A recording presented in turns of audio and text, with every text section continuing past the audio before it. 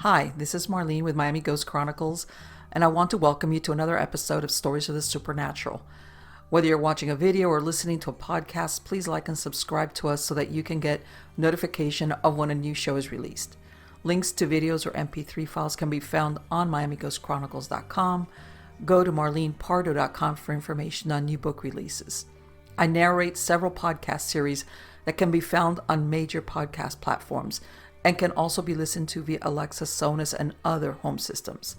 Look for Supernatural Storytime for scary storytelling, Nightshade Diary for classic horror and adventure stories, Stories of the Supernatural for interviews with different guests on the show. If you want to get noteworthy news about the paranormal world, true crime, conspiracy stories, and anything that is just plain weird, just visit Stranger Than Fiction Stories tab at MiamiGhostChronicles.com or find us on Blogspot. I want to thank you for being part of my audience, and I think you are all wonderful. Hi, everybody. This is Marlene with Miami Ghost Chronicles, Stories of the Supernatural. And I've been asked if through any of the years of my paranormal investigation, I ran across any cryptids like Bigfoot, Dogman, etc. And the answer is yes. And, you know, I've gotten quite a few requests to retell some of these stories, but I'm going to start with my own personal brush with something unknown. It could have been anything, but let's start at the beginning. June 1984, and my husband and me, we bought a new little Chevy van, and we decided to break it in by taking a trip up to Yellowstone National Park. And of course, with us, we took our 6-month-old daughter, Adrian. I had researched camping out in Yellowstone, and because of the cautions regarding attracting bears, we decided to rent a cabin out in the Old Faithful part of the park. And on the trip over there, we're going to wing it by sleeping in the van since it had a seat in the back, which converted into a bed. And hey, when you're in your early 20s, winging it on the road trip is the best part of it. But anyway, we had just come through Kansas, heading west, and that was a long, long state to go through. And even though we had originally agreed to find a spot to camp at around sundown, we changed our mind and agreed to stop once we crossed into Colorado. It was like, we're not stopping until we're out of Kansas. And this is just exactly what we did. We rolled into a privately owned campground and asked for a tent site. And this was right over the state line into Colorado. It was the middle of nowhere, and we were far, far from Denver. Now, this place that we stayed out, it was like a small mom and pop family-owned campground, and it was pretty lonely. I remember, even though we got there after dark, I don't remember. This was quite a few years, but I don't remember that it was just full of tourists or anything like that. We went. I remember it was like the first week in June. I don't know if it was because school hadn't let out there, or just there was just not that many vacationers. So we asked for a tent site, and after eating some food we picked up in a drive-through, I fed our daughter and she fell asleep, and we weren't far behind. This is incredible how tired you get just from driving. And the temperature was pleasant, and I felt sorry for my husband, and I let him have the sofa bed in the back since he'd been driving all day, and my daughter slept next to him. And I took out a roll-out bed with a sleeping bag that we had brought along just in case, and I just stretched out outside of the van door, which I slid forward, almost closing it completely. And I relaxed. It was nice. I remember looking up, and the whole campground was pretty wooded, except of course the sites for tents if you weren't going to pitch a tent. But there was nobody around us. I remember there was, you know how sometimes you have like you could see maybe that there's somebody staying on either side of you or in front of you.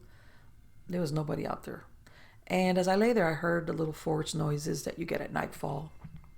And I was sure that a couple of raccoons were checking us out. But I had made sure that all the food packaging from the drive-through, everything was packed away in a plastic bag inside the van. Bottom line, I drifted away to sleep, and I don't know how much time passed, but suddenly I was awake, like fully awake. And I just lay still and I kept listening because the first thing that came to my mind was if my daughter had started crying or she had woken up.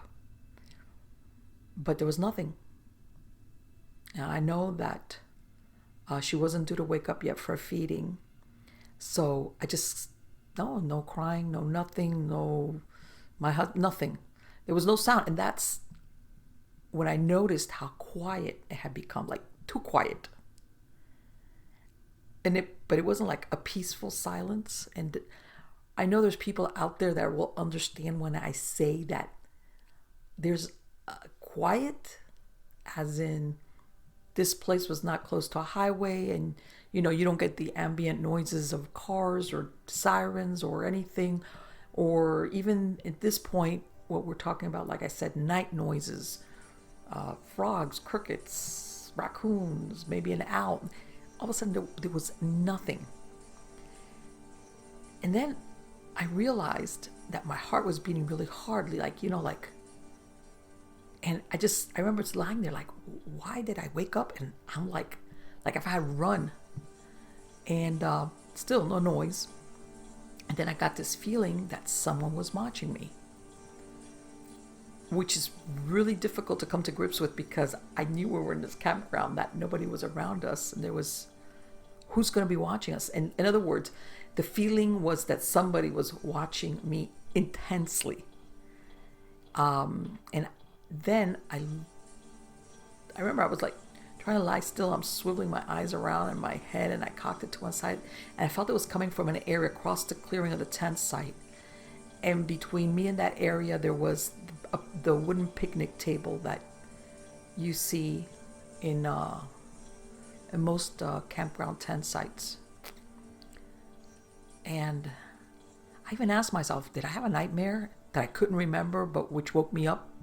And that's why my heart was beating so hard, which would have been very unusual. Number one, I seldom had nightmares. And when I did, I remembered exactly what it was about, like most people, because you wake up with that nightmare freshly playing out in your head. And I was like, thinking, okay, Then I think that all of this internal dialogue I had going on in my head went quiet, because then I heard a rustle of leaves and the crack of small branches. And I could tell it was something big. In other words, this was not a raccoon or a possum or anything of like this small animal type of thing. And I knew from what the campground person had told us when we were checking in that there were no large animals like moose, bear, panthers in the area. This was not an area that it was like, hey, because it's really funny, because fresh on my research that I'd done for going to Yellowstone, that they warn campers about, if you leave food out and you're going to attract animals. I was kind of a little bit like, I don't want to use the word paranoid, but I made sure I remember asking, hey, is there anything out here that, because, and they said, nah, there's nothing out here, just raccoons and stuff like, don't worry about it. There's nothing out here. But even so, I knew that the noise I heard was something heavy, which could make leaves rustle like that and the crack of branches on the ground. And then I thought of another human being, and I was thinking, what if someone was going to try to rob and kill us?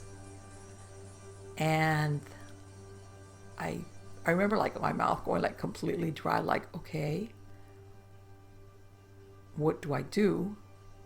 And then I hear more crackle and snap from the wooded area, and I was getting ready to bolt. And we did have a gun. It was a .357 Magnum, which was the glove compartment of the van, of course, which is, when you're in that situation, is like, okay, I have to go to the moon to get this. In other words, when you feel that intense, undivided attention from someone, well, at that point I'm thinking someone, it's like, okay, that's really far away. And I thought of calling my husband, but I knew, number one, he was a real heavy sleeper, but I knew that if I called him, especially, he would roll out of bed. He would just come charging out, probably bang his head on the roof of the van, leave my daughter, which was 6 months old. She might roll off. I mean, in milliseconds, I played out all these scenarios. And then I saw something move from behind a large tree. Now, remember, I was lying down, and this roll-out bed was kind of like lower to the ground. And I was lying on top of it with the sleeping bag on top of me. And I saw something move from behind a large tree. Like a silhouette, in other words, you could see the silhouette of trees, of the thicker trees. That's exactly the moment I realized that it wasn't a person. Because I remember my eyes followed the silhouette up like they had moved. And I guess at that point, that where it stopped, in other words, and the silhouette of the trunk of the tree resumed was about, I guesstimated about 8 feet, 7 feet, 8 feet. All I knew was that there was no one that was that tall. And right about then, and I couldn't say right now if I started feeling this way because I was just plain scared, or because my subconscious mind was picking up on a lot of cues, but I felt that I needed to get inside the van right away. So I slowly, and at that point also, I'm thinking, if I call my husband, are we going to put us in more danger, my daughter? So slowly and quietly, I got up from the bed, and I never lost sight of the silhouette. I kept looking at it. I left my shoes on the ground right next to that bed, and I remember moving backwards, and I slid the van door. It was one of those, the van doors that slide back and forth on the rollers. And I slid the van door backwards. I mean, it wasn't totally closed. I got in, and I shut it, and I locked it. And my husband, he remembered something about why was I coming in? And I told him that the temperatures had dropped a lot, which was the truth, and that it was too cold. So it was and he fell right back asleep. And I very slowly went over into the driver's seat, made sure all the locks were on, and I put up the windows.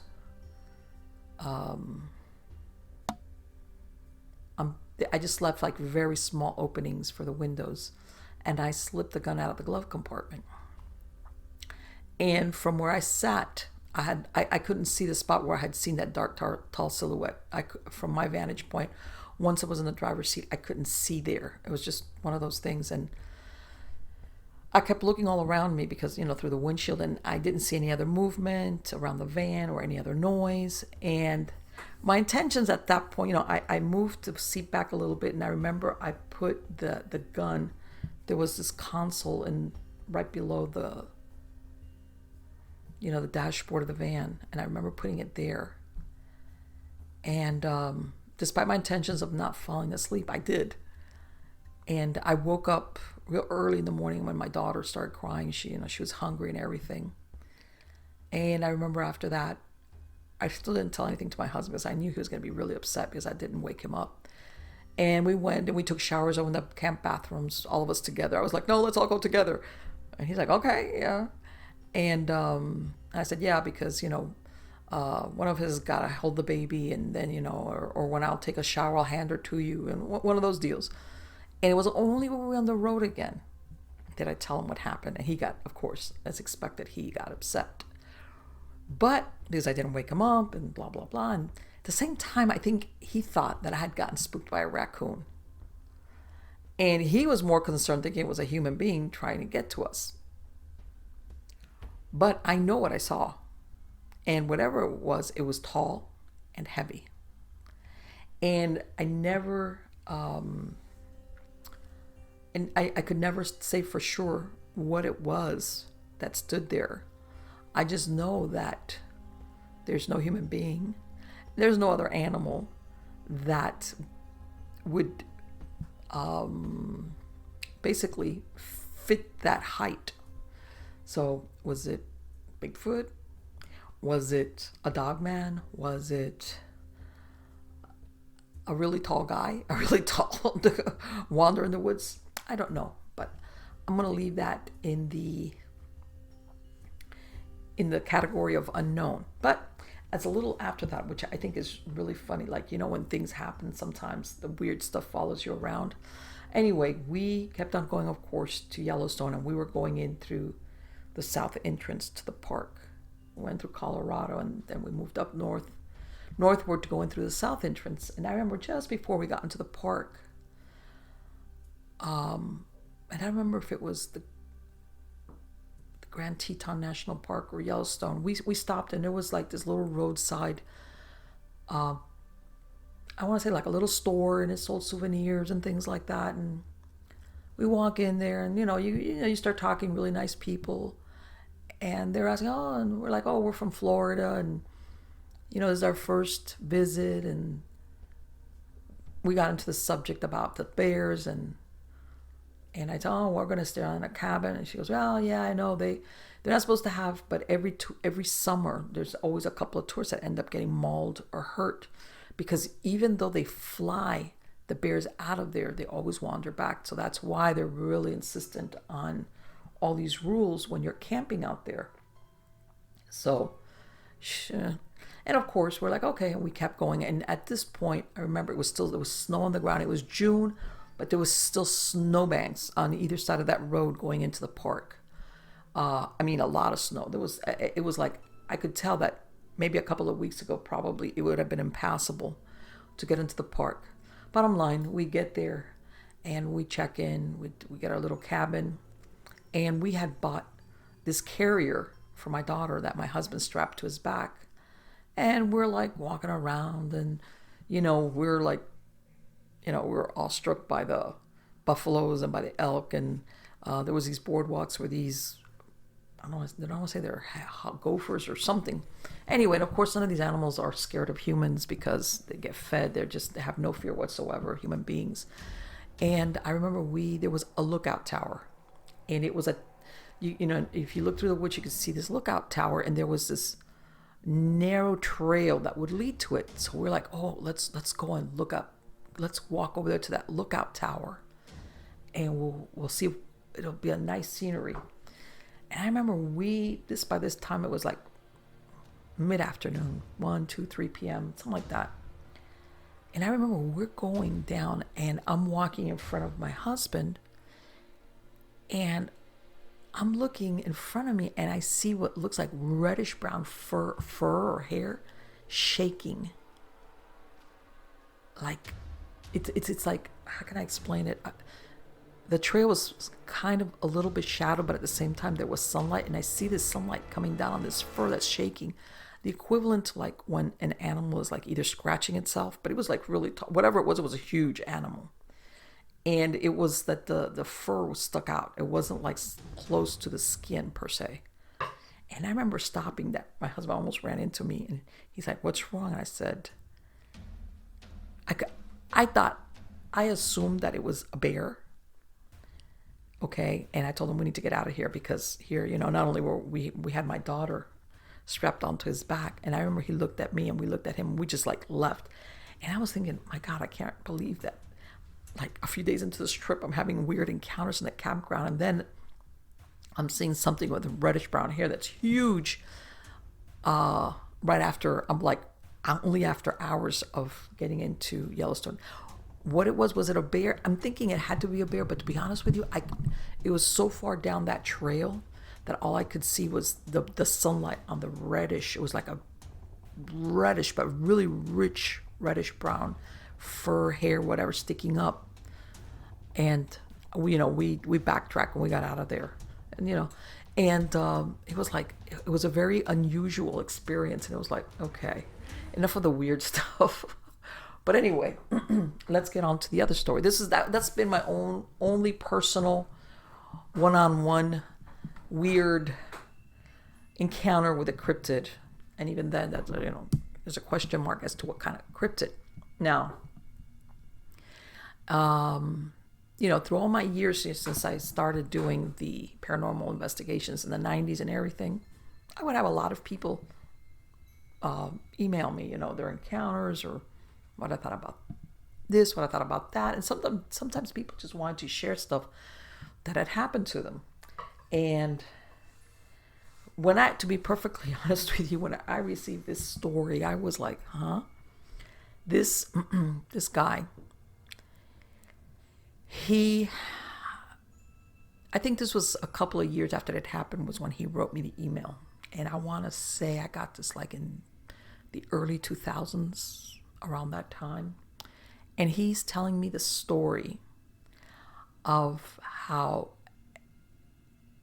I think he lived in a very rural, I can't remember right now what state it was, but it was in a rural area. And he made in the story in the email, he says how that weekend he had gone hunting with his, I want to say it was his father, a group of people, relatives, and that some very unusual things had happened. But this is where it gets weird. He says that the next day, after the weekend, which is a Monday, I think he was 13 or 14 at that time, and he would come home from school, and he would be the first one home. And the email, he's saying how he gets home, excuse me, and he, his house, if I remember correctly in the email, was very remote. In other words, this wasn't like a regular residential neighborhood where you've got neighbors close by or you've got, yards that are adjacent. And that he goes in and all of a sudden he's like walking towards the back of the house, which is where the kitchen's at. Typical teenage stuff that people do when you get home from school. And he says he heard like somebody was upstairs, like a step or something, like he heard some type of noise. And apparently the norm for him was that he was the first one. He would get home before his parents, before any other family members. And the way he described it was he had stairs that were facing backwards. In other words, they weren't facing the front of the house. They were facing backwards. Then they would come to a landing, and then they would turn and go up again. And then at the very top was like a long hallway with the bedrooms on either side. So he said that he called out a couple of times, but he was kind of weirded out, but he was like, all right, I'm going upstairs. And he came up, and then he gets to that landing where it turns and it heads in the other direction to head straight up. And he says that as he's coming up, he hears a growl. And that this was about the time where if he was, even though he was at the top of the steps, he could look up and see down the hallway what was in front of him, because this stairway emptied out into the beginning of the hallway. And he says that this is how he said it, like a werewolf in the hallway of the upstairs of his house. And that he says that he just like vaulted over the landing that he was at, and he ran out, and I think he went to a neighbor's house or somewhere. He just says he ran out. And then, because like I said, he wrote this to me like, I want to say a couple of years after it happened. He goes and he starts telling me how, when I'm reading this, I'm like, a werewolf? What? But it was very intriguing because he was very accurate about his description. And that then he goes into the story that during that weekend when he had gone out hunting with his father and I guess some other people, that something had happened to them where apparently they were going out for nighttime hunting. They were hunting something at night, or I don't know if, but some of them had stayed behind at the campsite, or I guess where, and that all of a sudden, the guys that were out hunting, they come back, and they just said, like, in other words, he says they broke down the campsite or whatever where they were like, he says, in 30 minutes. And all he said was that his dad just told him, shut up and do what I tell you. Pick up your stuff and throw it in the bed of the truck. You know? And he says that these guys that were there, I guess they were friends of his father. He knew them. He was familiar with them. And he says that these were very no-nonsense type of guys, very, very familiar with the outdoors. They were woodsmen, hunters. And he says, and I could tell they were scared. And it was like, I kind of got scared because they were scared. I didn't know what they were scared of, but I got scared. You know, this was the implications of what he's writing, that like nobody wanted to tell him exactly, because it was like, just get in. And because they had I think they had come like in a couple of trucks. And he says they left. He says they left in the middle of the night. You know, they had already had all these plans to go hunting and this and that. And they just left. And then he apparently, and from what he said, he goes, at that point, my dad didn't want to talk about it. My dad, you know, when I asked him, like, what happened? You know, like, why did we leave? His dad was like, let's not talk about that.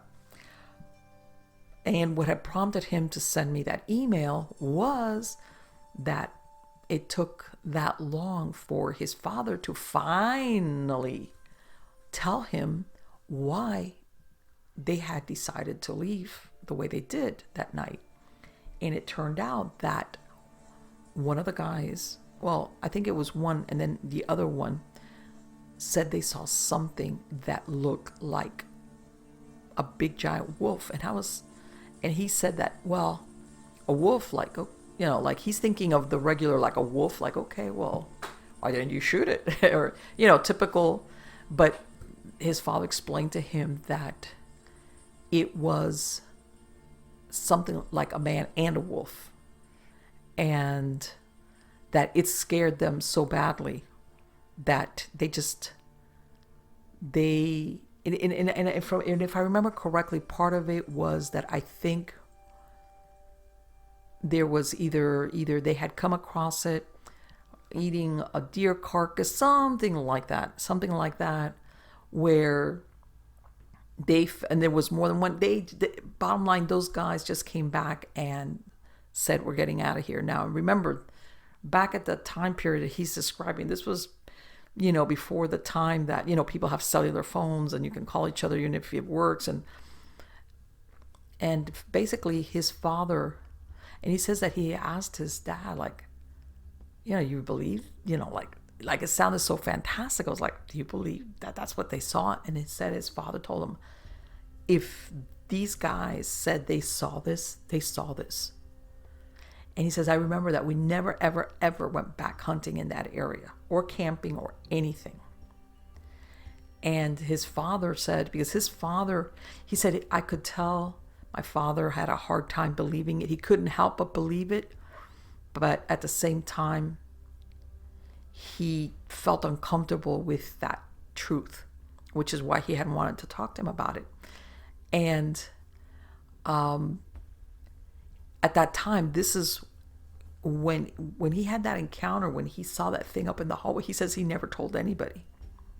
It just wigged him out so much. The only thing was that after that, he refused to be at the house before anybody else. And he says that he started going to, I think it was a grandparent, one of his grandparents lived close by, and he would just go over there and then go home. And that's exactly how he, you know, but he never told anybody. And then that's at that point when his father, they had that conversation, was when he tells his dad what had happened that Monday after they had come back from that hunting trip. And his dad was kind of upset, like, why didn't you tell me this? And,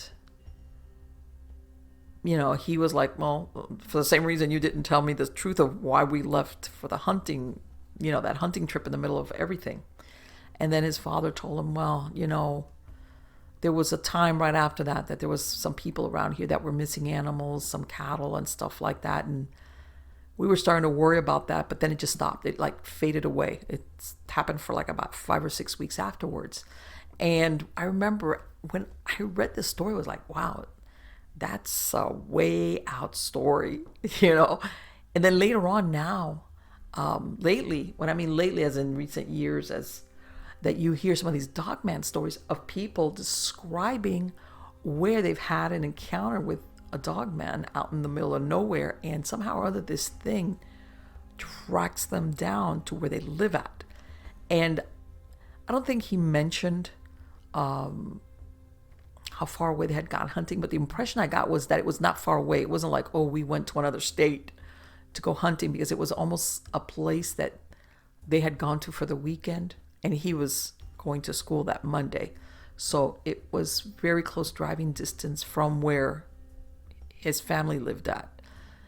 And like I said, I put that email away, and he never wrote anything else. And I told him, I mean, at that point, to be perfectly honest with you, when he wrote that story about the only cryptid I could think of right off the bat that kind of fit the bill would have been a Bigfoot. But he was very, very specific about what he saw. That it wasn't a Bigfoot, because it was he says that it was only a few seconds, but he knew perfectly well what he had seen in that hallway upstairs of his house. Okay, that's one story. Then another encounter that I was told about came about. This was during the time that I was doing hypnotherapy.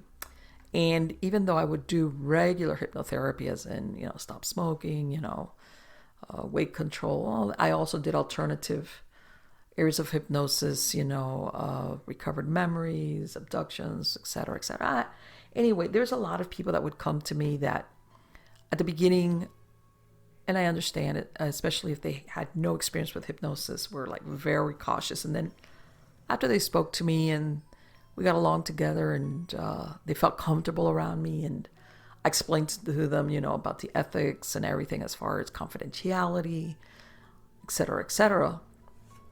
One day I had a client who I had, if I remember correctly, I think I treated her for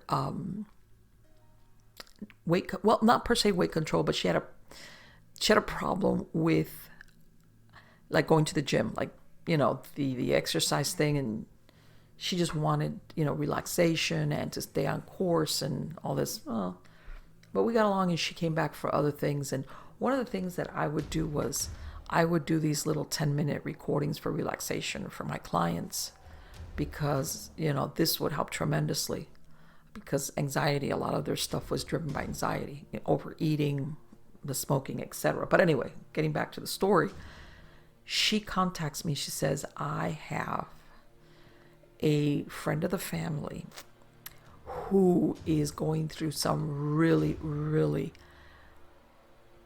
anxious moments. And he overheard when I was saying that I was listening to that recording that you made for me, and that I was listening to it every night before I went to sleep, and that it was great because I was sleeping fantastic, and blah, blah, blah, blah. And that's how the conversation came up. And there's something going on with him, and my family's known him for a while, but he was an older gentleman. I want to say maybe he was in his late 50s, 60s, something like that at that time.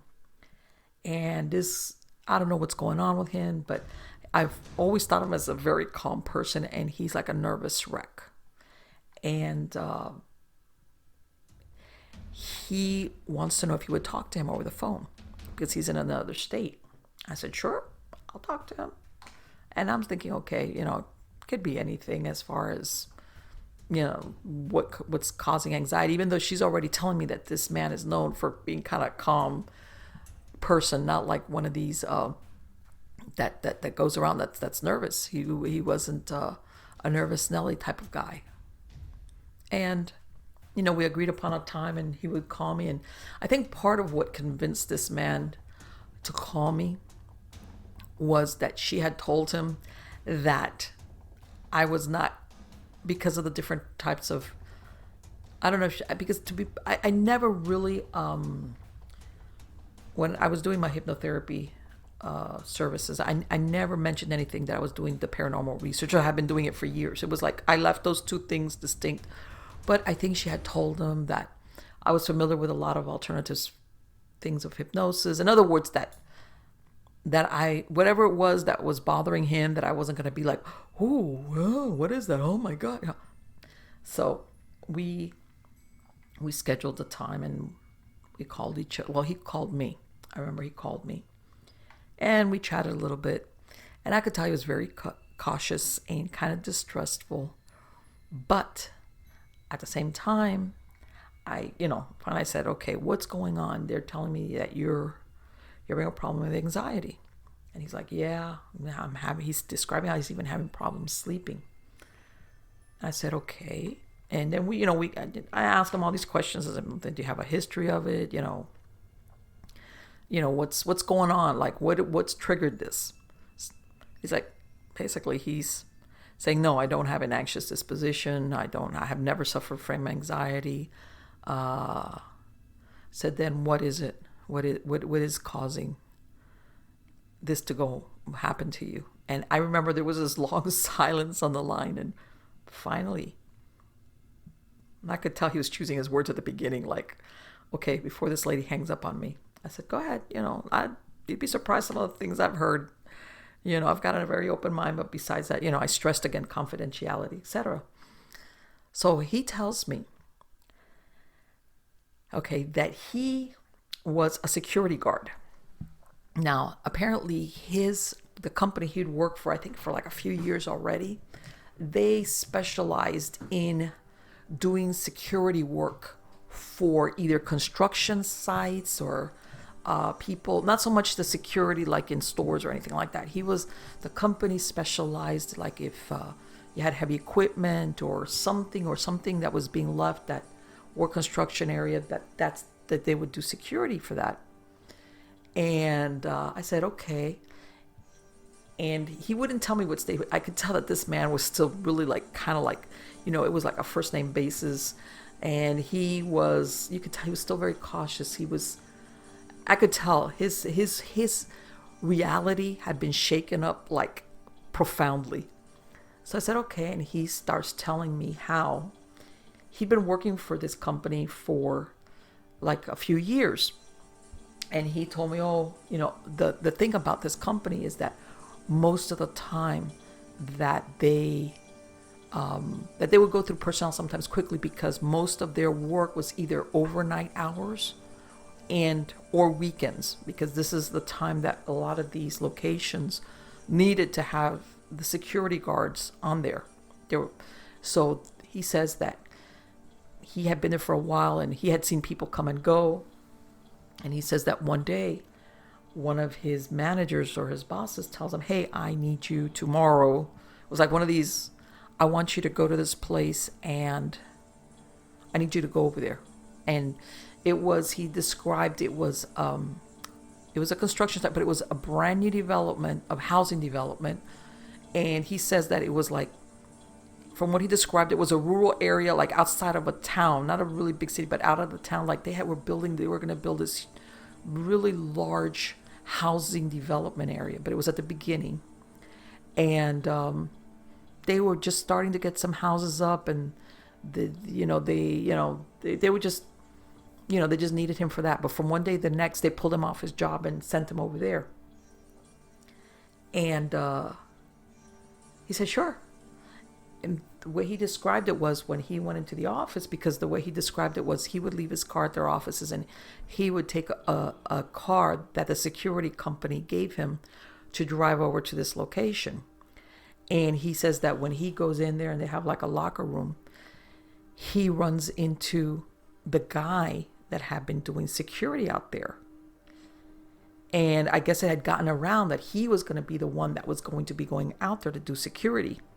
So he says the guy looking at him like with this look on his face, and he's looking at him. He says that he knew of the guy. They weren't friends. Like, you work with somebody and you know each other, but you really don't.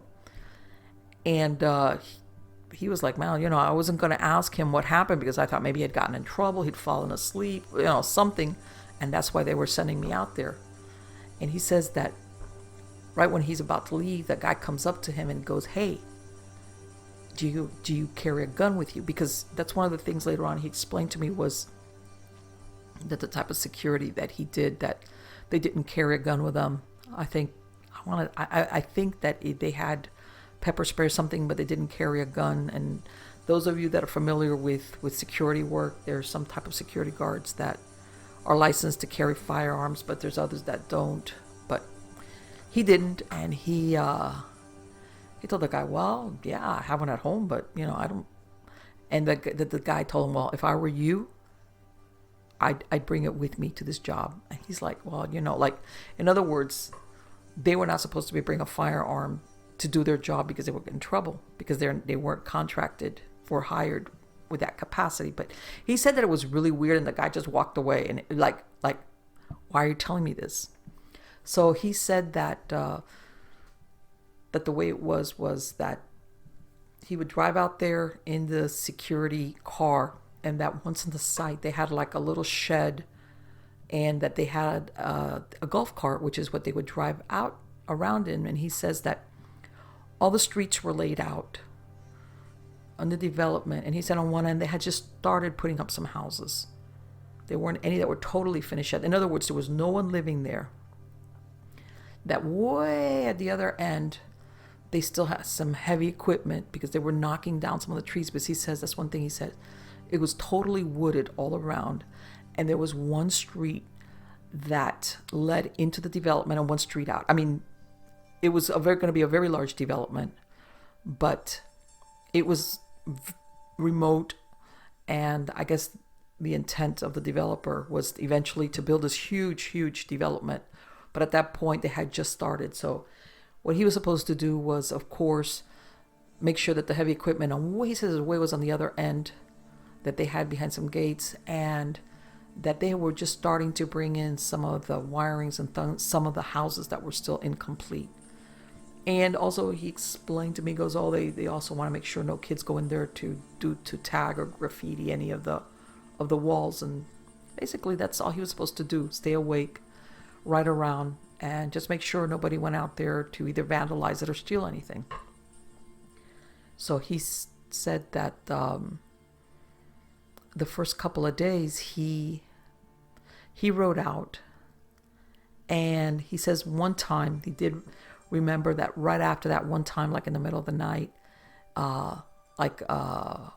some kids, he says that they looked like teenagers, came in to the development. He says I could see him easily because since there was this one main road to come into the development, I could see like what were they doing out there at 2 a.m. But when they saw him, they drove out. And he said he had this little shed with the air conditioner. He would sit there for a while, and then he would get in his golf cart and he would ride around and make sure that everything was fine. That was his job. And but they said that when they saw him, they like turned around and left. And he was like, okay. So he kept that in mind, and he says that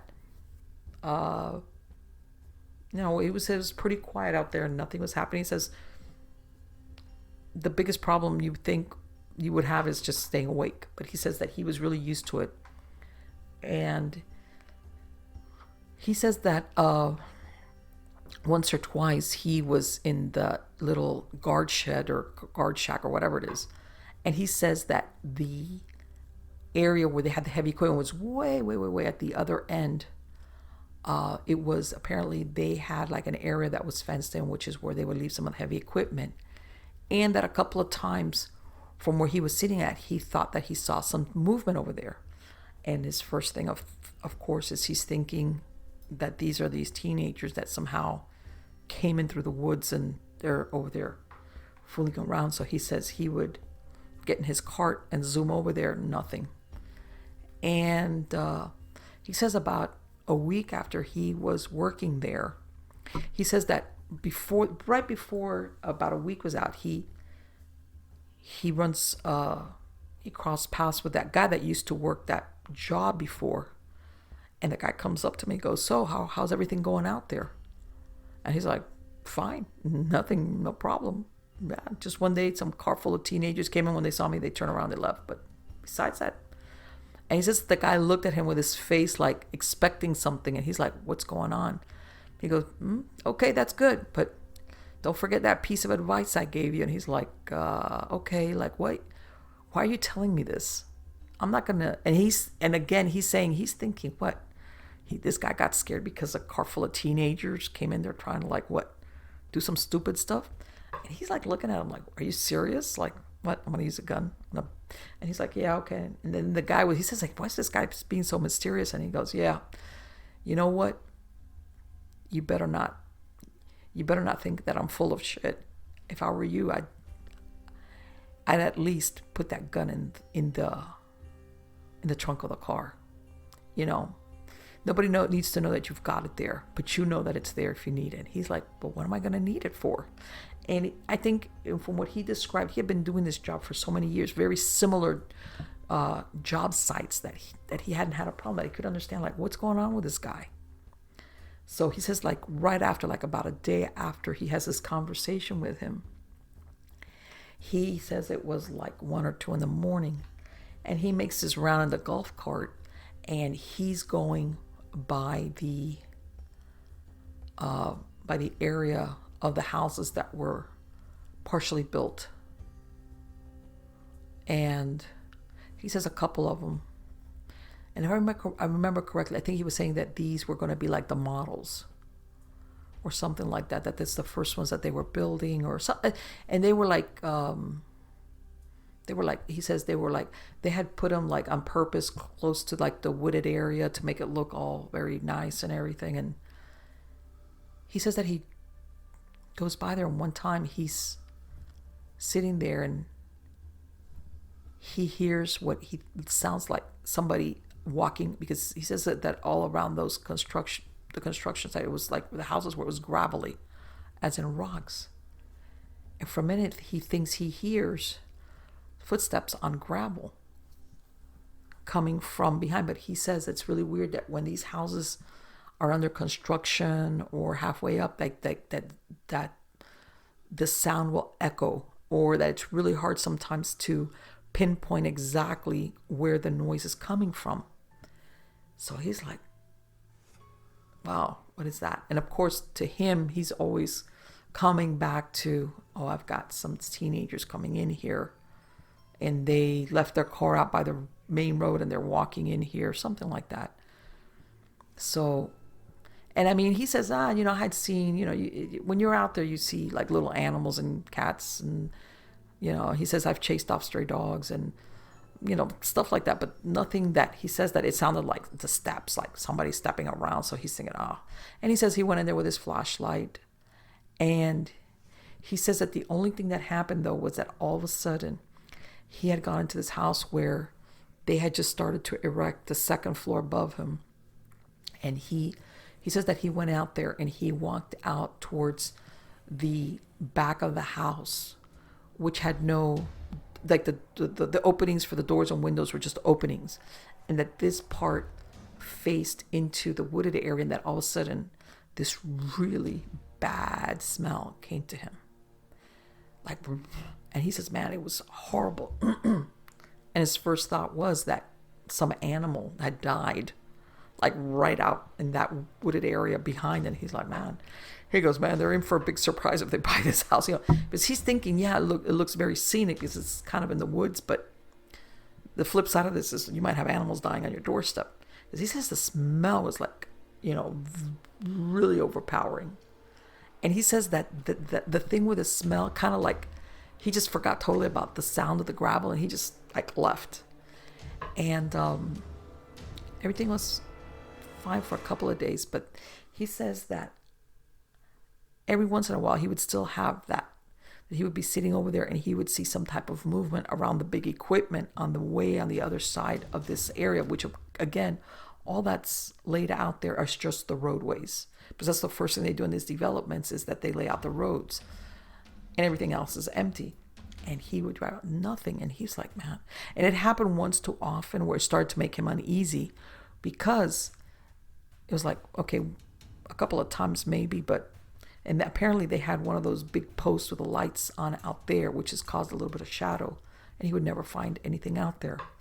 And then and I could tell this is when he got to this part of the story that he's telling me, he like slowed down a little bit, and he's like, well, and then one day, I'm going out there and I start getting this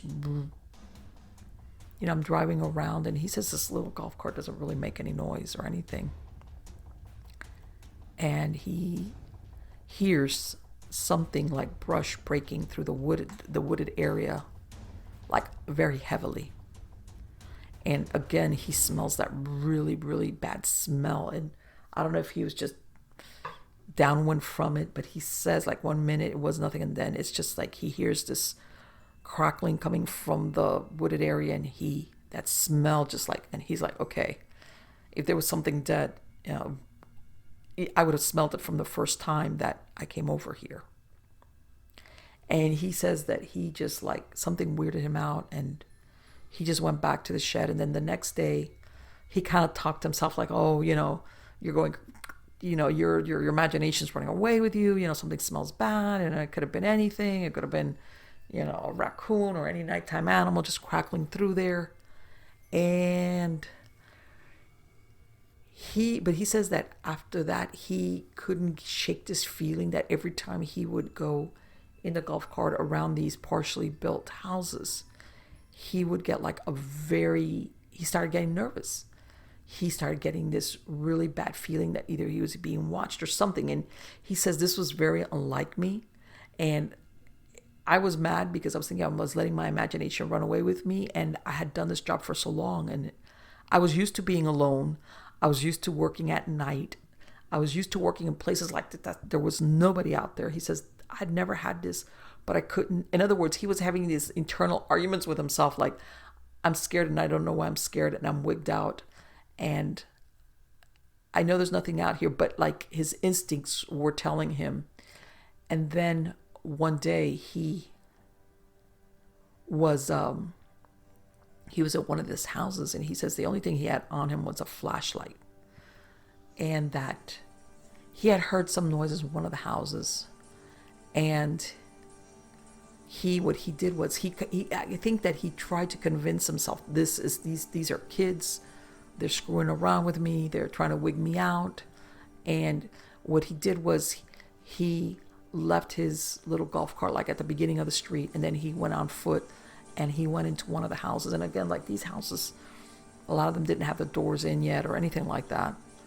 And I think he was thinking, I'm going to sneak up on whoever is trying to wig me out, or whatever. Maybe they're looking to see when they bring in any appliances or anything that's worth stealing.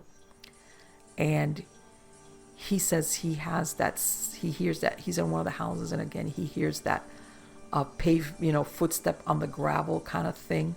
But he says that all of a sudden it sounds like rapid, like running.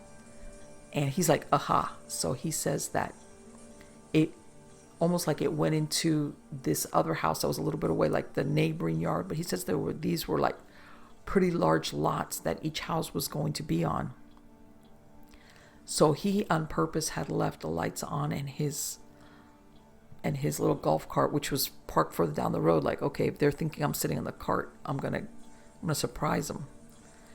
And he says that by then, as a matter of, he even said at some point, I was even getting mad at this guy because this thing that he had told me about bringing my gun, I started to think this is weirding me out, because he made that suggestion to me. Like, and almost he was getting mad at this guy because, hey, you know what? If he hadn't made that stupid comment to me, I wouldn't let my imagination be running away the way it is. That's why he was trying to talk himself out of the way he felt.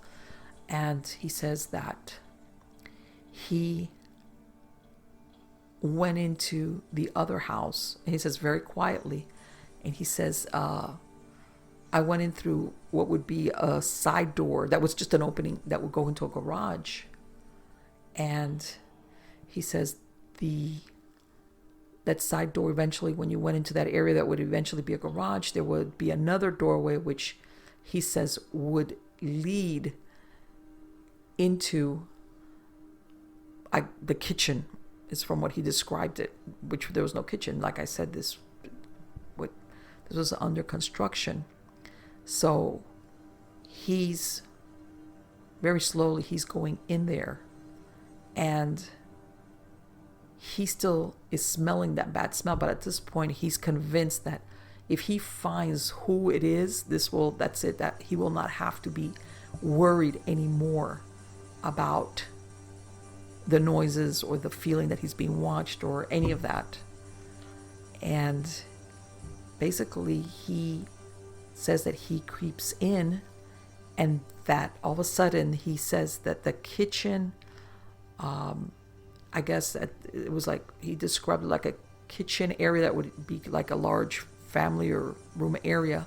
There was this big opening where sliding glass doors would be eventually, and that there was already a cement slab where there would be like a large porch area, outside of that sliding glass door. And beyond that, he says it was like a field.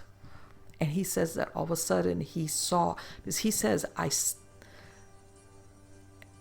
in other words, he had gone in through that garage door and he looked into that kitchen area, and it gave him like a clear vantage point into that kitchen family room and the opening that led to this porch outside. And he says that what he saw there was, he says it was a wolf, but it was standing on its hind legs.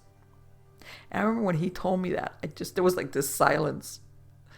And I don't know if he was waiting for me to go, "What? You're kidding. Ha ha ha." Yeah.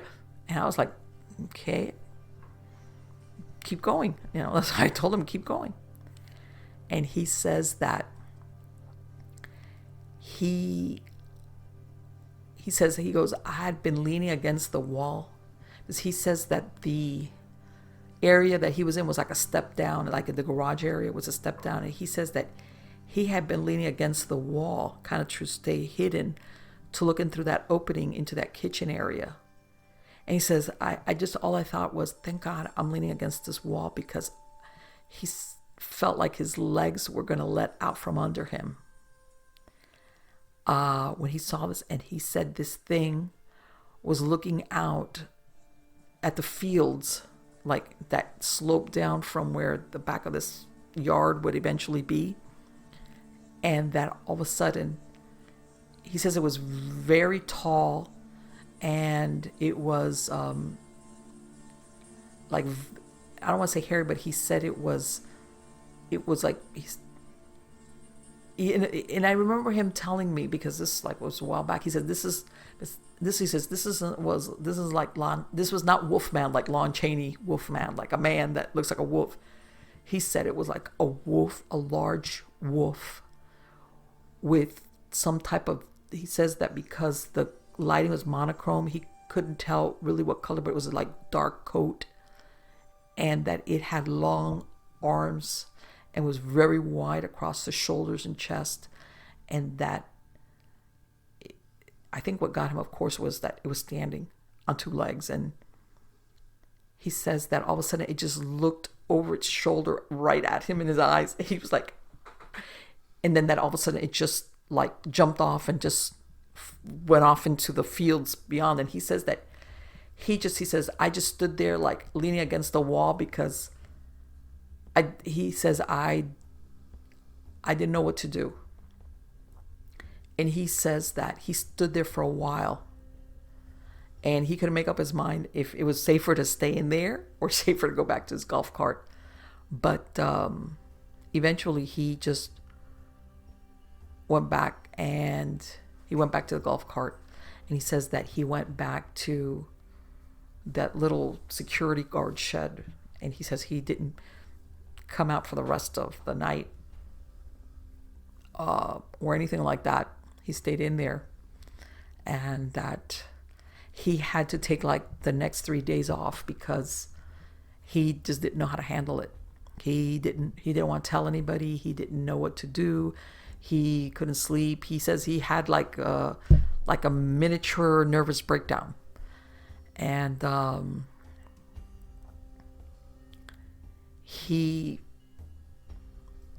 after like the third day, he says that he had called out. He realized that, I want to keep this job. I got to ask them to reassign me somewhere else, because I'm not going to go back there.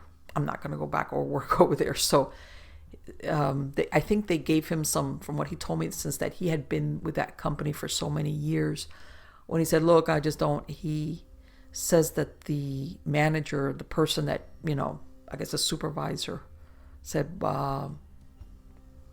what's going on? Like, he told him, look, I just, I don't want to. I just don't want to, I want to go back to the other spot that you had for me and blah, blah, blah, blah. And he says that supervisor gave him like a real thoughtful look in his eyes. And he says, he didn't tell me anything and I didn't say anything.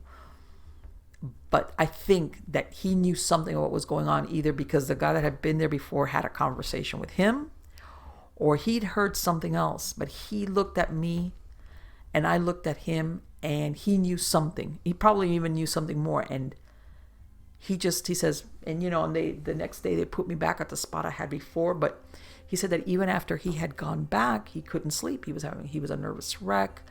He says he had a really hard time sleeping. He says he had never been like, he says, I haven't really been like an outdoorsman, but he says he was having problems being outside the house after sundown, where he lived at. And he says he lived like it wasn't like a heavily, but it was like a regular area of residential, not heavily populated, but nothing that had ever worried him before. And he said he would be, everything would be fine, but there was a part of him which was looking at whatever time the sun was going down. And he said that he didn't have a problem going to work where he was at, because this place, that site that he had been working, it was heavily populated, and more than anything, it wasn't a development. It was where they were just having some heavy equipment that was being used for road construction, and all they just wanted him was to stay there. He didn't even have to go right around or anything. So, but he says that he wouldn't go outside his house at night. This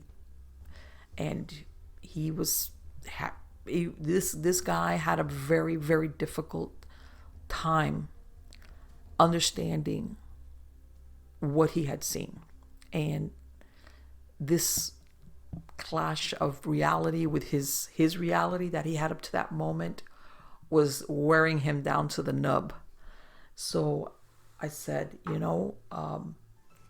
despite what you may think, I do believe you, because you sound like a very rational person. I don't know what it is. I don't know what to... And again, this was before I had ever heard of dogmen or anything like that. And I even asked him, I said, look, I know this might sound like a stupid question, but I'm going to ask it anyway. I say, is there possible that it was anybody wearing a costume? And he said, no. He says, look, if you don't think I thought that in those milliseconds after I saw this, I asked myself the same thing. And he says, there's no way. It was too tall. It was too big.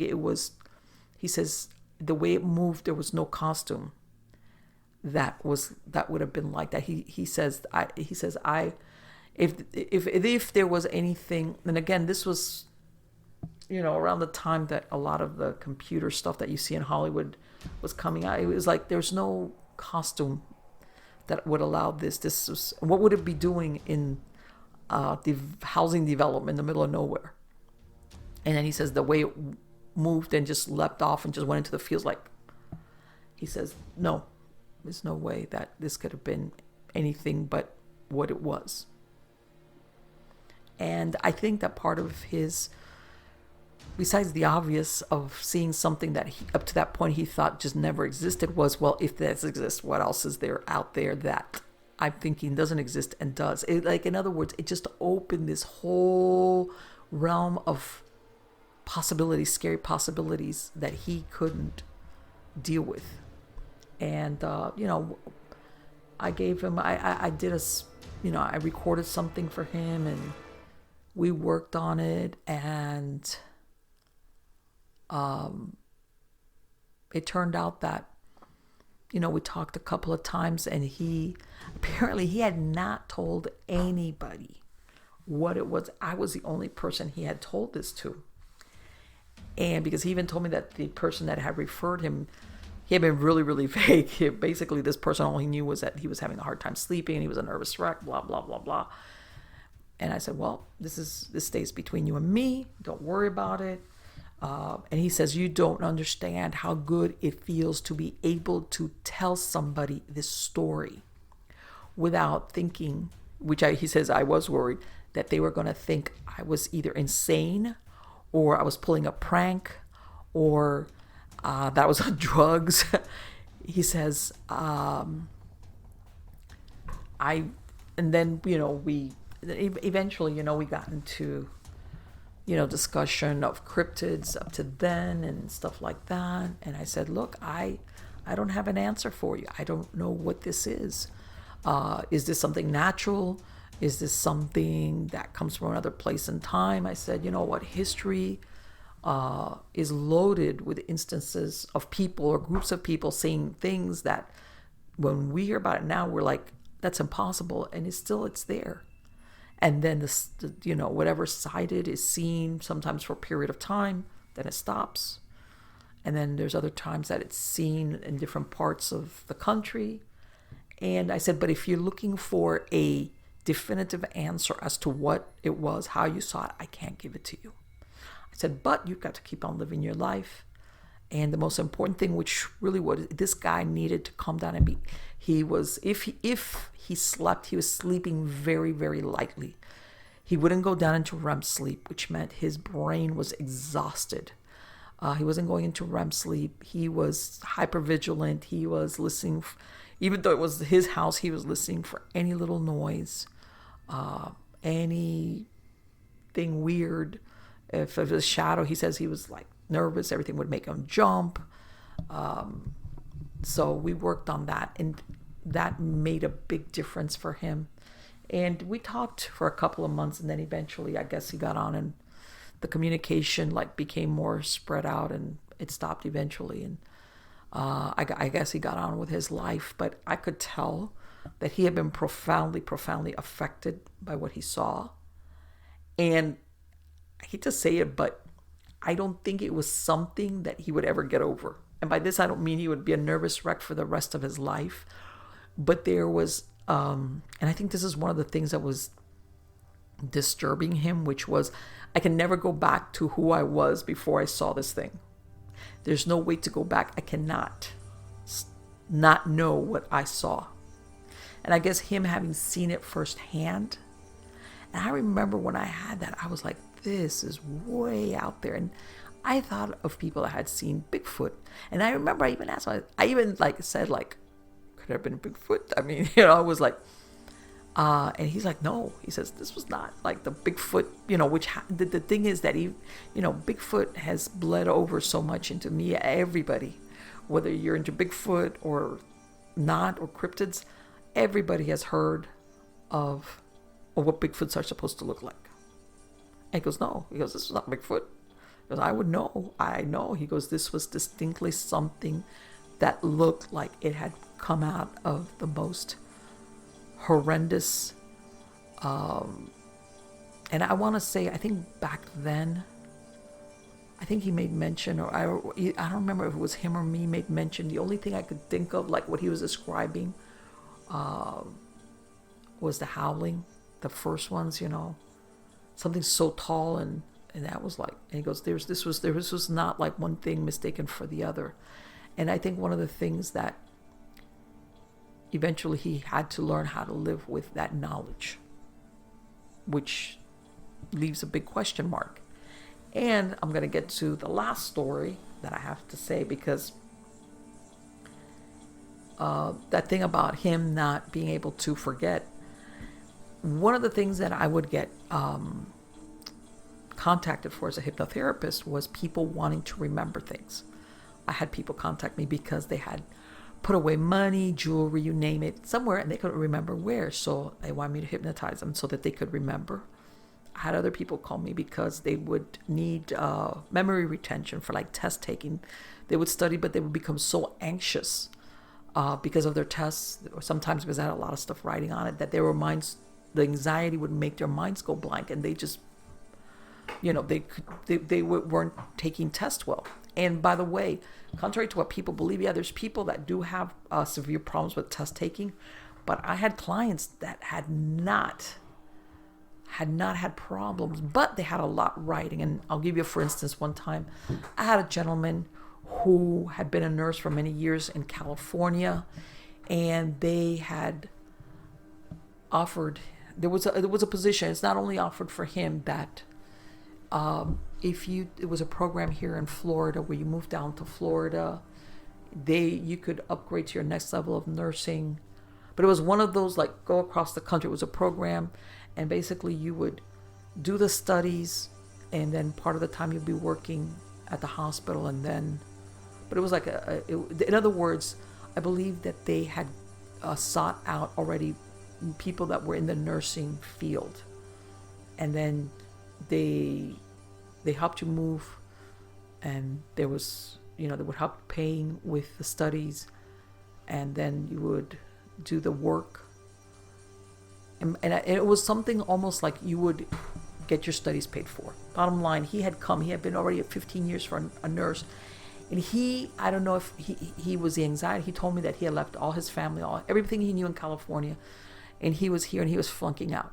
He goes, I study. And he goes, I know what I'm doing because I studied before when I was becoming a nurse, but I'm going to take a test and I'm blanking out. There's nothing there. And make a long story short, what we were working on was, and I gave him a few techniques to help him recall because the thing was that the anxiety of having flunked out was making it even worse. So, eventually we worked on it and everything turned out good for him because he had a lot riding on that. But anyway, one day I got contacted by somebody. Well, there's two stories. I'm trying to think which one to.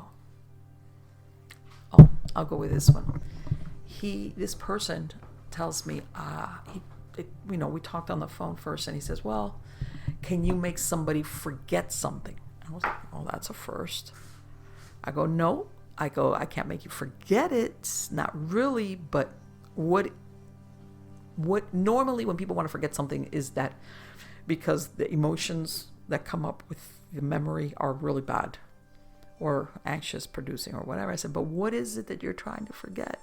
Or what is it making you feel that you want to be hypnotized into forgetting? And I said, because the truth is, once it's in your subconscious mind, I said, we can work on trying to separate with the feelings that it gives you, the bad feelings from the memory. In other words, how sometimes we have really bad events, but then as time goes by, the emotion that they cause kind of like dies down and you can remember it and it's like that, but it doesn't impact you. I said, we can work on something like that, but not make you forget. If this person wanted like wipe my memory clean. And I said, but why don't you tell me what's going on? And you could tell, again, this was something that this person was very hesitant to discuss. And I said, was it something that happened to you? And he's like, And I said, okay, well, what is it? And he goes, well, it was something I saw. And this person didn't come in. We just talked on the phone. I mean, he didn't come in for the session. And basically he described seeing something when he was driving along a road. This was here in Florida, late one night. And it was like, again, a very, one of these lonely roads, wooded on either side. And all I remember him telling me was I was driving down this road and I was being real careful because this area is known for having deer. And the last thing I wanted was to have a deer spring out and run across a road and I hit it and then I mess up my car. So he says, I was really paying attention to the sides of the road because I didn't want to hit a deer. And basically what he described was that one of the times he's coming and he picks up, he sees like a deer off on the edge, where he says there was an area off the side of the road, which is clear. And then of course the wooded area starts and he sees a deer up on the side of the road. And he says his headlights pick it up and it's just looking, that typical saying, deer in the headlights look, and he says he's like starting to brake because he's like, oh, this thing is going to jump out in the road right in front of my car. It's going to wait till I'm right there to do that. And then he says that all of a sudden he sees it dart, but then he sees something coming up behind the deer, chasing the deer, breaks out of the wood line, and the deer, like, he realized at the moment that the deer was running away from whatever this was.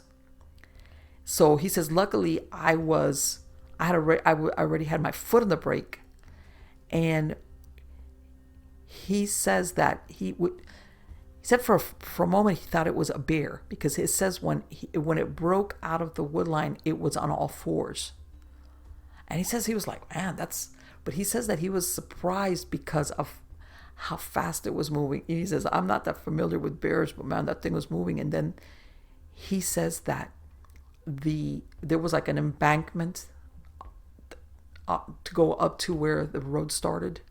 And this deer like leaps, like bounds away. And he says that when it comes up on the embankment, all of a sudden it straightens out and it's on two legs.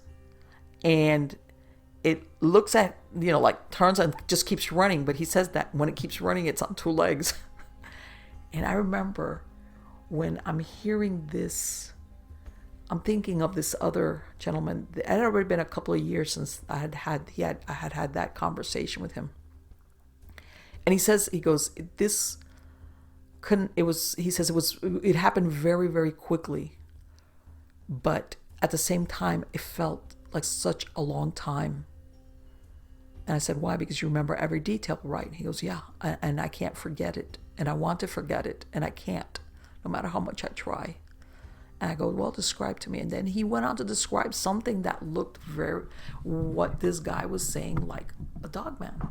He says because of the fur and because the headlights were shining on the road when it broke from the wood line, from the wooded area, he couldn't really make it out. He just thought it was like a big wolf bear. Well, no, he didn't say wolf. I take that back. He said it was like a bear. He was thinking there's a bear running after a deer in the middle of the night. Well, but when it came up the embankment and got on the road that it got on, this is where his headlights were illuminating it.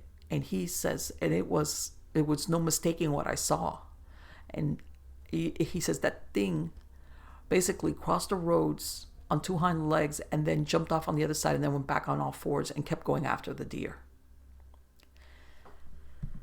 And his description was dark, very similar to what that other man had told me. Dark fur, pointed ears, long, like... He made it sound, he says, well, if you look at those long-haired German shepherds, it had fur like that. It was like longish.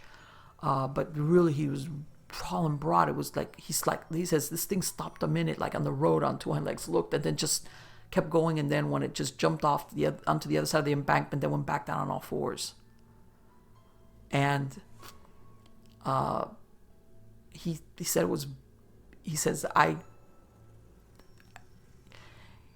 his thing was he couldn't,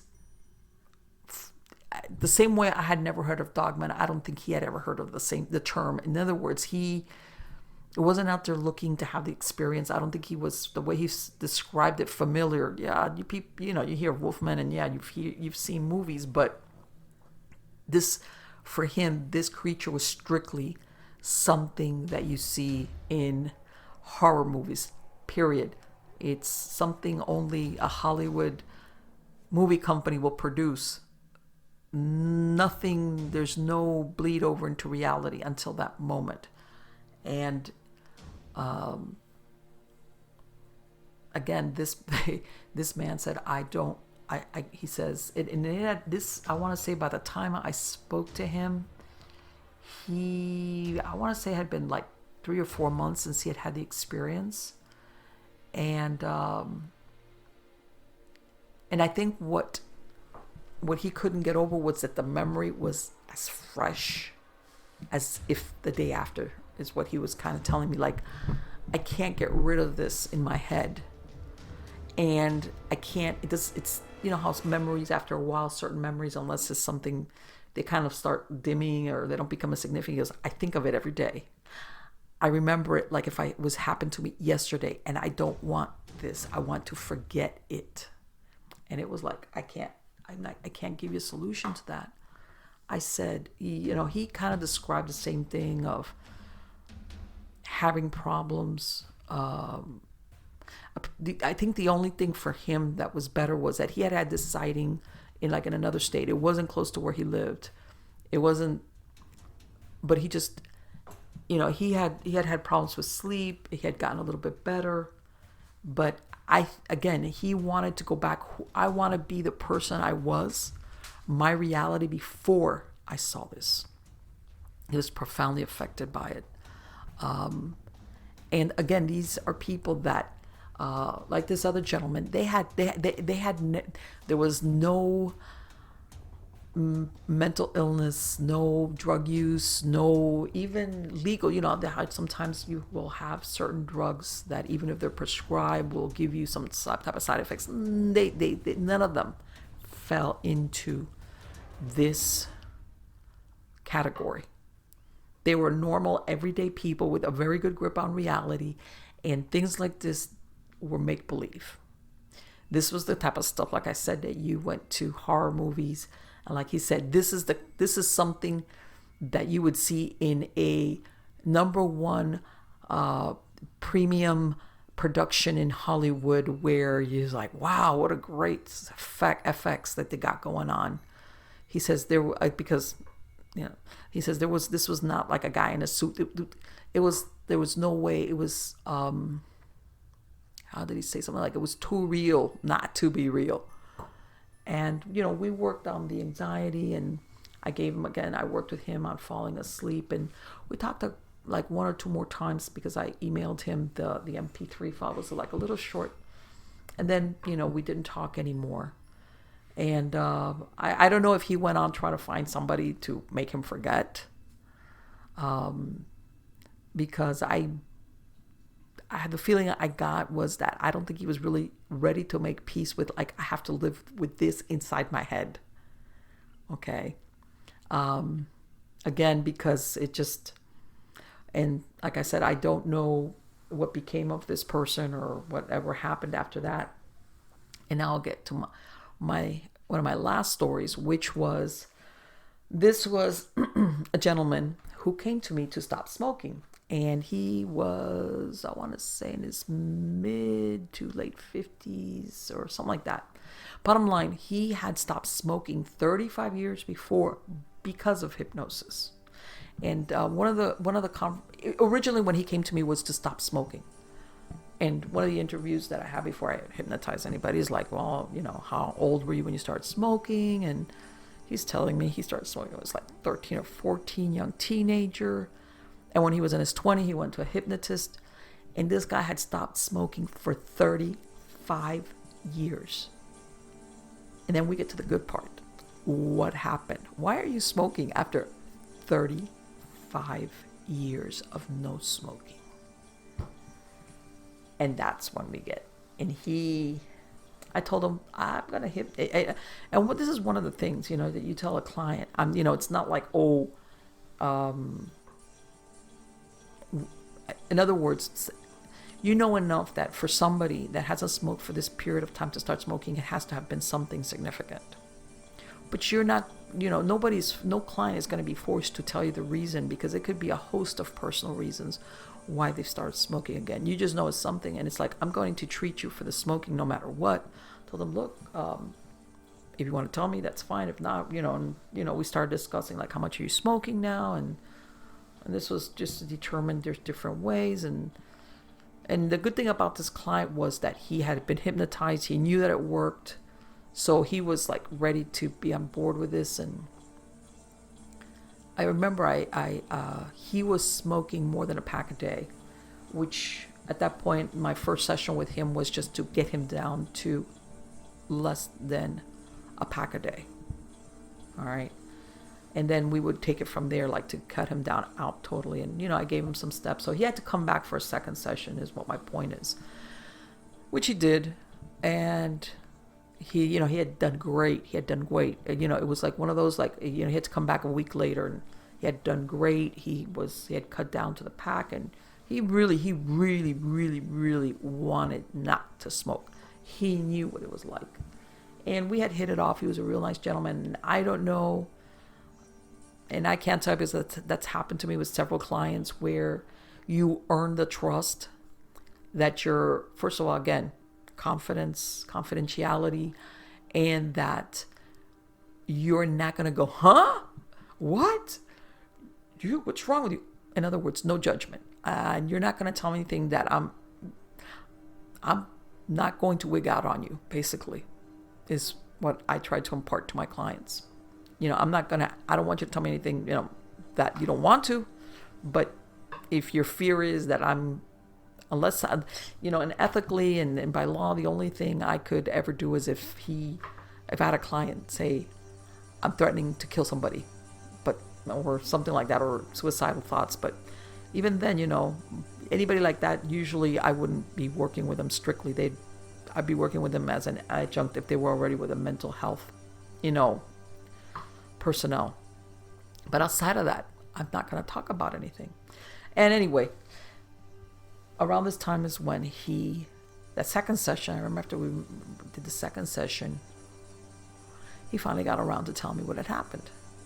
And this was, of course, I was living in Miami, and he was living in Miami, but the northern area.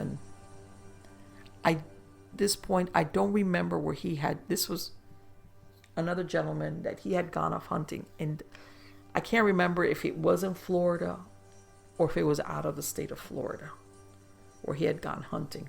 But I do remember that he had gone, his son, it was like a family with friends, one of these all guys thing, we're going out there to hunt something somewhere. And he says that he wasn't so much into hunting, but he really wanted to spend time with his son, which, by the way, his son was an adult already. But he wanted to spend time with his son, and he went along as, I'm going to be the hunting group's cook. Because apparently this guy was like a real good, he was into the cook thing. And they were going to go like hunting and fishing. And he was like, hey, I'll cook whatever you guys bring in. If you bring in fish, I'll cook. So he was going to be the cook guy for the trip. He says, I really, the hunt thing, that wasn't what I was into. I just wanted to spend time with my son and, hang out and just keep the campsite. Because again, these guys would go off and do their thing. So it was like a multiple day kind of deal where they were going to on this hunting expedition. And he told me that one time he got he says that they had left, from what, if I remember correctly, he says that they had been there a couple of days, and he says that he had always been a light sleeper. And he says that he kept hearing noises, because he says that they were really close to water. I think it was like a lake or something was close by, because there was even fishing. They were fishing and he kept hearing noises around the outskirts of where they had their tents pitched. And he mentioned it to his son, and his son was like, Dad, you know what? There's a million creatures out there. Yeah, no, of course they're gonna come around. It's close to water and they smell everything. Don't worry about it. But he said he kept having this, like, man, this is not like, this is like, and he says that he would hear this, whatever it was, circling around. But he said, you know what? And then he says one time they had all left, the guys that were going to go hunting had left like at 4 or 5 in the morning, something like, it was way pre-dawn, but they had gone off, and he was the only one that was left in the campground, like in the camping area, whatever, and that they had all left. But he stayed in his tent, and he said it was still dark. And he says that he had kind of like drifted off to kind of like to sleep, like, oh, and he says that all of a sudden he hears something or somebody walking around in amongst the tents that they had left pitched. And he says that his first thing was he thought one of these guys had come back. But he says normally, he says that they would horse around and go, hey, make some coffee. Where's the food? Where's the chow? Hey, cook. And he says that all he hears is somebody walking around. He goes, and I could tell that it was like bipedal footsteps. And he says, even now, I don't know what made me just stay quiet. He says, because for a moment I was going to say, hey, who is it? Which one of you guys forgot something? Somebody needs to eat that. And he says, I don't know, at that moment, something told me, shut up and don't make a sound. And he said that he heard whatever it was, and even go down a little bit, like I guess they were very close to the water, splash around a little bit on the shore of where the water was.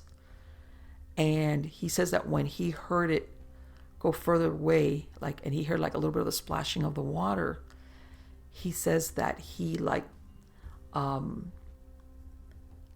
says the only thing I could think of was I lifted the tent flap a little. He says I was sleeping on my stomach, and I lifted it up just a little so I could look underneath it.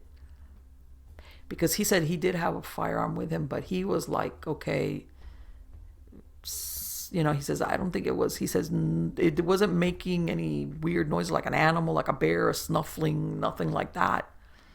So he says he peeked underneath, and they had left a couple of those lights, I guess those campfire lights, I don't know, whatever. Not campfire lights, I guess those little lanterns or whatever. So he says he had a little bit of ambient light, but he says that all of a sudden, he says out of the shadows that led down to the shore of the water, he says he saw this shadow, this very tall shadow coming up back into the campsite. And he says that he looked at it, and it was, when he's describing it, I'm like, you too?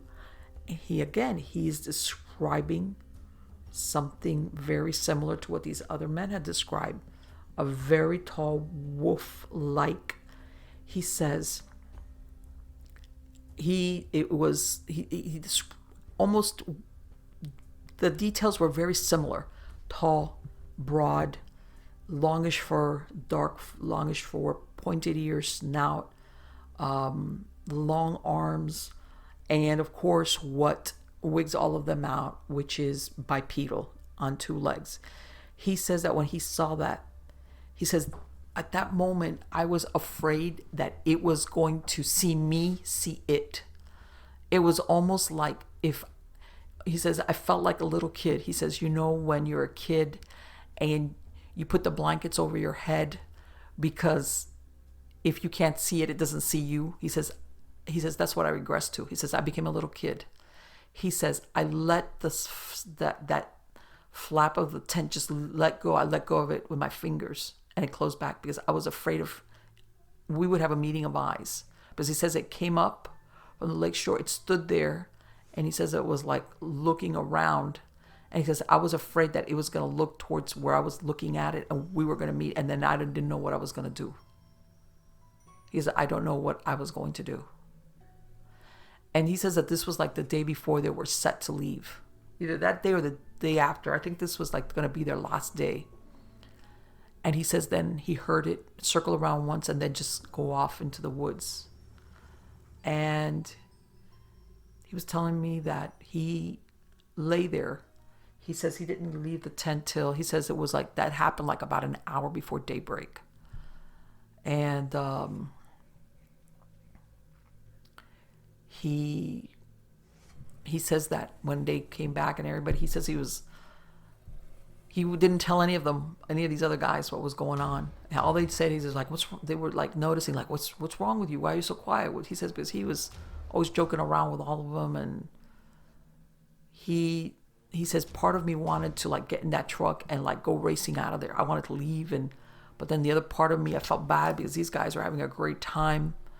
And then another part of me was thinking, what if I don't tell them anything and something happens to them because I didn't tell them? Because he was one of these, I don't want to believe I saw what I saw, but I know it's what I saw. It's the reality.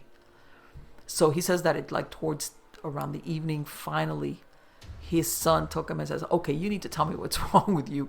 What is going on? You look like you jump at every noise. One of us guys, anything, what is going on? And he says he took his son and he told him, this is what I saw. And he says that his son said, it says his son didn't say anything at all, like when he was telling him the story. And he said, just wait a minute here, Dad. And he says he went and he got this other guy that was in the group that was an older guy, apparently that he lived in that area. And he brought him over and he says, I want you to tell him what you just told me. And he told the guy. And he goes, I was so scared at that point that if any of them, whether my son or the other guy would have broken out laughing, I wouldn't have cared because I was so scared that it didn't matter. It was like, okay, you can laugh, I don't care. And that the guy said, looked at him and said, I know what you're talking about because I've seen it, but I just didn't see it here. And he says he looked at the guy like, huh? He goes, yeah, I saw something. It was apparently in the same general area, but a few miles away, like. And he says that this guy turned to his son. He said, look, I know we're supposed to leave tomorrow morning. I think we should pack up and leave now. I know that everybody was going to do something and he says, we need to get out of here. And his son was like, what do you mean? Because his son was like, I guess his son had heard when he told him some stories, but had never had somebody to actually tell him, yeah, what your dad's describing, I've seen it. And that he says that the other guys were like, hey, but this other guy says, we're leaving. And they were like, and he says that everybody anyway was like at the end of the trip and they were like, okay, yeah, so we're going to leave a few hours earlier. Fine. Okay. So they were good with doing that. And that's what ended up happening. They all left. And same thing, this man could not handle it. He started smoking again. He says he made his son swear that they were going to go back hunting over there in that area. He wanted to make him say, you're not going to go hunting, but he says his son apparently was into hunting. And all he got out of him was like, you promise me you are never going to go back over there to hunt, to camp, to anything. And his son was like, okay, don't worry about that. But he came back to Florida and the same thing. He had taken up smoking. He didn't know how to handle it. He didn't know what to do. And he even told me, he says, I'm worried. He says, I'm worried about what I saw, but I'm worried because I know my son goes hunting a lot. What if something happens? He was going into this because he knew his son would go out into this, remote areas with his friends or whatever. And he was like, and at that point, I told him, I can't tell you who, and I really cannot give you more details than what I'm going to give you, which is I've had other people tell me that they saw what you said, what you just described right now. The look of relief on this man's face was so apparent, so visible, that like when that saying when people say, oh, they took this weight off my shoulders, that's what this man, like almost like, I want to say his frame like sagged a little bit, like, oh. And he goes, people have told you this? I said, yeah. I said, different circumstances, same thing, not looking for it, not expecting it. People who got a good grip on reality like you do, who found themselves seeing something that they did not believe was part of this reality, and they had a hard time coming to terms with it just like you are. And the conversation took on, but this thing, it's because, and one of the things I want to say that's in common with all these people that they feel this sense of isolation. I can't tell anybody. Part of it is, of course, ridicule, or that talking about it makes it more real. a lot of isolation. They keep it to themselves. And when they hear somebody else has had that same scenario occur to them, the same circumstances, as in on an unexpected sighting, in the most unexpected moment, it's almost like, okay, I'm not this one person that the universe picked on to show me this. And I said, I'm going to tell you what I told these other clients. I don't have an answer for you. You know, I doubt very much that somebody in a costume is going to be tramping around in the middle of the woods in the middle of nowhere. He goes, and I'm going to ask you what I asked them, because everybody's familiar with Bigfoot. And he goes, nope. He goes, this was no Bigfoot. This was not Bigfoot. I know what Bigfoot looks like because you see it all over the place. This was not Bigfoot. He says, I think I would have wigged out if it was a Bigfoot. He says, I don't know if I could have handled it, but I don't think I would have been as scared as I was or I am because of what I saw. Because what I looked at was something that was the top of the food chain predator. This thing was, it was something that you could tell existed to prey, and a carnivore of the highest. You know, this was a hunting machine. And he says, I knew at that moment, which is why I was afraid that I'm not going to say it was there for us, but that this thing existed to hunt. And I was like, okay. So now that we've gotten that out of the way. Anyway, and he says, and we talked about relaxation, and I did a recording for him. And, and of course he was, believe it or not, in the midst of all of this, he was concerned that he had taken up smoking after 35 years. And, we worked on that, and, we had a couple of more sessions, and, then people carry on with their lives. And like, him, I because people are not supposed to come for hypnosis forever and ever. Was able to stop the smoking, and I gave him the recordings to help with the relaxation, and in like on a day-to-day thing. And again, part of it, like I said before, was his worry, not only for himself, but for his son, because now it was tenfold, 100-fold what normally his concern would be, that my son's going to, like, yeah, be careful, was because now. And I told him, I said, and I suggested to him, I said, why don't you see if you could talk to this friend of your son's that said that they had a side, and maybe you need to talk to somebody else, and you could cross-reference. And he was like, yeah, that sounds like maybe, just expect. At that moment, I really didn't want to talk about it. Almost, it was like, I said, well, if you were up to it, why don't you do it? Maybe it'll fill in some of the blanks. And again, I lost touch with this client.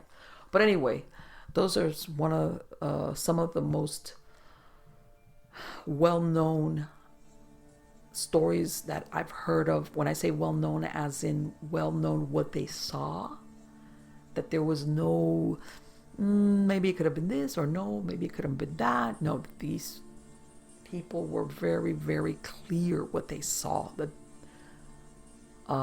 they had no, it was shadowy, it was dark, it could have been this. Unfortunately, as a matter of fact, the details were so sharp that they wished that it wasn't. So again, those are my Dogman stories. And if you have any questions, just email me. And I will be having other interesting guests. I've had some requests for people having to bring in stories about Bigfoot and other cryptids. Let's see if we can dig some up, and I'll bring some guests on. But again, if you have any questions, go ahead and email me at Marlene at MiamiGhostChronicles.com. And also another interesting thing, as a matter of fact, 2 of my novels that I wrote, Walker, Between the Worlds, and Diabolique, I inserted Dogmen in there because of these stories that I'd heard many, many, many, many years ago about these experiences that real people had with what now are termed Dogmen.